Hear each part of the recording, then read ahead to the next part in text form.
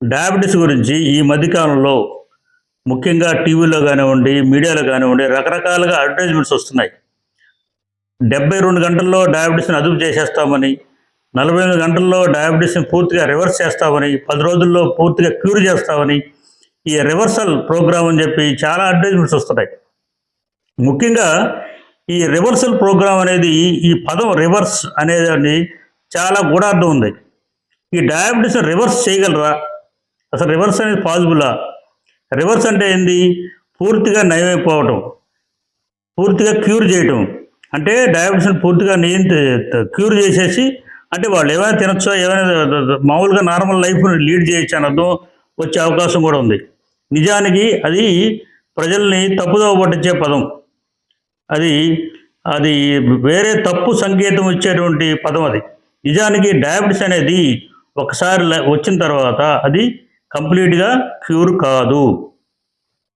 అది కేవలం మనం డైట్ కంట్రోల్ చేసినప్పుడు, అంటే కేవలం డయాబెటీస్ మైల్డ్ స్టేజ్లో ఉన్న వాళ్ళకి కానివ్వండి, డయాబెటీస్ ప్రీ డయాబెటీస్లో ఉన్న వాళ్ళకి కానివ్వండి, వాళ్ళకి డైట్ కంట్రోల్ చేసి వ్యాయామం చేస్తే వాళ్ళకి మందులు లేకుండానే డయాబెటీస్ కంట్రోల్లో ఉంటుంది. కాబట్టి వితౌట్ మెడికేషన్ మళ్ళీ డయాబెటీస్ కంట్రోల్లో ఉంటుంది. దాన్ని మేనేజ్ చేయడం అంటారు, లేదా రెమిషన్ అంటారు. కంట్రోల్లో ఉంది అంటారు, అంతేగాని రివర్స్ అయిపోయినట్టు కాదు. ఎందుకంటే ఎప్పుడైతే డైట్ మళ్ళీ వాళ్ళు కంట్రోల్ తప్పుతారో వెంటనే మళ్ళీ డయాబెటీస్, బ్లడ్ షుగర్ అవన్నీ పెరిగే అవకాశం ఉంది. కాబట్టి అది రివర్సల్ కాదు, కంట్రోల్, మేనేజబుల్, లేదంటే రెమిషన్ అనే అనుకోవాలి. కానీ రివర్సల్ అనే పదం మాత్రం అక్కడ వాడటం కానీ చాలా తప్పుడు సంకేతం వచ్చే అవకాశం ఉంది.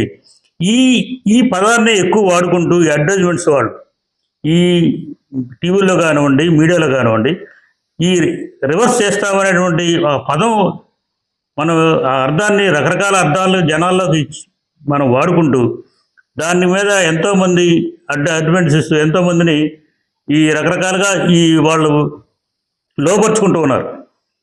ముఖ్యంగా ఏంటంటే ఈ ప్రోగ్రామ్స్ అన్నీ కూడా చాలా ఖర్చుతో కూడినవి. మీ దగ్గర అంచెలంచెలుగా రిజిస్టర్ చేసుకుంటారు, తర్వాత టెస్టులు అంటారు, డాక్టర్ సలహాలు అంటారు, తర్వాత క్లాసులు అంటారు, ఇలా రకరకాలుగా మీకు ప్రొడక్ట్స్ ఉంటారు. మళ్ళీ వాళ్ళు ప్రొడక్ట్స్ అమ్ముతారు. ఆ ప్రొడక్ట్స్ చాలా కాస్ట్లీ ఉంటాయి. ఇవన్నీ కూడా అంచెలంచెలుగా మీకు చాలా దోపిడీ జరుగుతుంది. కాబట్టి మీరు ఎవరైతే డాక్టర్ సంప్రదిస్తున్నారో ఆ డాక్టర్ సలహా లేకుండా ఇలాంటి ప్రోగ్రామ్స్లో తీసుకుంటే తప్పనిసరిగా మీరు దోపిడీకి గురవుతారు.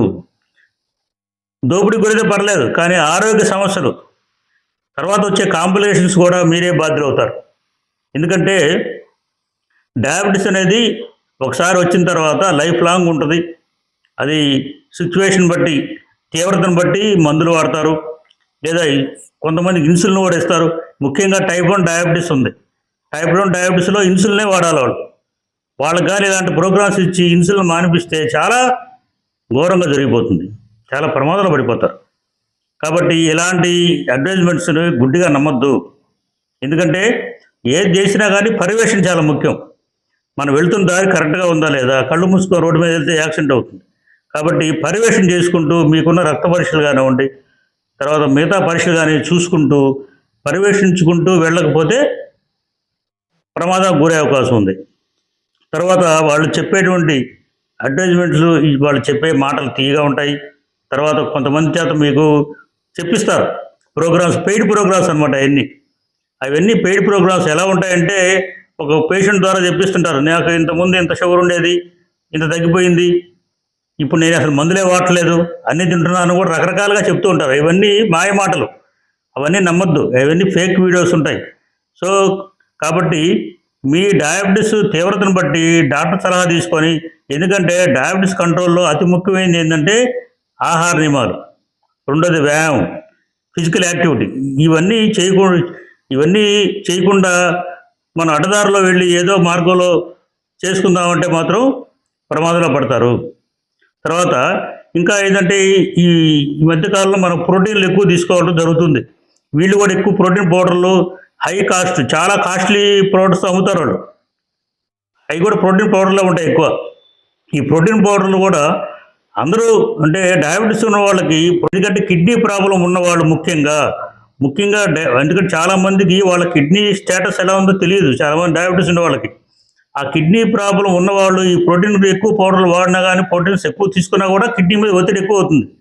కిడ్నీ మీద లోడ్ ఎక్కువ అవుతుంది కాబట్టి ఈ కిడ్నీస్ కూడా తేడా వచ్చే అవకాశం ఉంది. కాబట్టి ఈ మన అంటే జనరల్గా వాళ్ళ కండిషన్ బట్టి ఆ వైద్యుని సలహా తీసుకొని జాగ్రత్త పడితే మంచిది. కానీ గుడ్డిగా ఇవన్నీ అడ్వర్టైజ్మెంట్లు నమ్మి ఈ బుట్టలో పడదని చెప్పి తెలియజేస్తూ, ముఖ్యంగా కాంప్లికేషన్స్ వచ్చే అవకాశం ఉంది. ఇప్పుడు వాళ్ళు చెప్పిన వాటి మందులు మానేసి, ఇన్సులిన్ మానేసి కానీ ఈ పర్యవేక్షణ లేకుండా ఉంటే మాత్రం కాంప్లికేషన్స్ వచ్చే అవకాశం ఉంది.